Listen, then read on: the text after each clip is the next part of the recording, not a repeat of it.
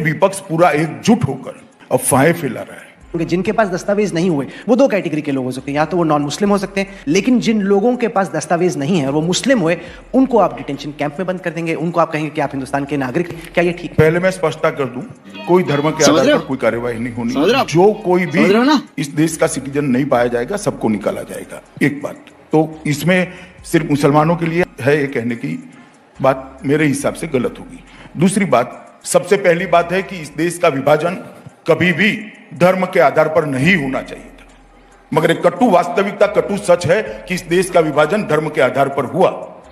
बंटवारा धर्म के आधार पर नहीं होना चाहिए था, मगर कांग्रेस ने बंटवारे की डिमांड को सरेंडर किया और इस देश का विभाजन धर्म के आधार पर हुआ।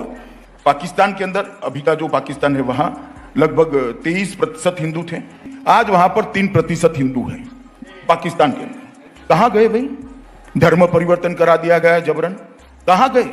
ढेर सारे किस्से मैंने संसद में बताए, उनकी बच्चियों को उठा ले जाकर जबरन धर्म परिवर्तन कराकर निकाह पढ़ा दिया जाता। जब नेहरू लियाकत समझौते का अमल नहीं हुआ, कांग्रेस ने 70 साल तक इन लोगों को नर्क की जिंदगी जीने के लिए अपनी वोट बैंक के कारण मजबूर किया। सर सुनो, अभी समाप्त नहीं हुआ रहा। वोट बैंक की राजनीति के कारण कांग्रेस अपने वादे से मुकर गई। ना हम रोज वोट बैंक की राजनीति करते हैं, ना करने देंगे।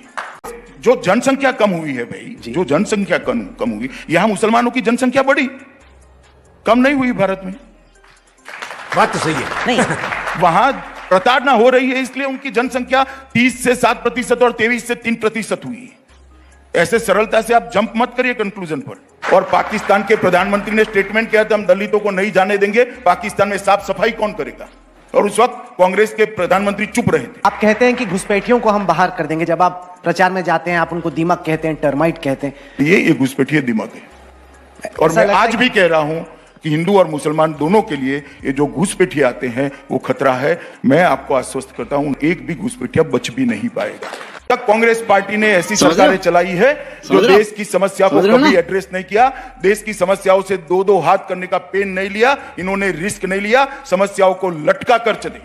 ये नरेंद्र मोदी सरकार है। हम सरकार चलाने के लिए नहीं आए हैं, देश की समस्याओं का समाधान करने के लिए आए हैं, देश को सुरक्षित करने के लिए आए हैं। हो सकता है हमें थोड़ी दिक्कतों का सामना करना पड़े, हमें साहस है, हमारे नेता में भी साहस है, हमें मालूम है दिक्कतों का सामना कर। हाँ, नहीं आती, हम पॉलिटिक्स करना भी नहीं चाहते, हम देश को अच्छा बनाना चाहते हैं।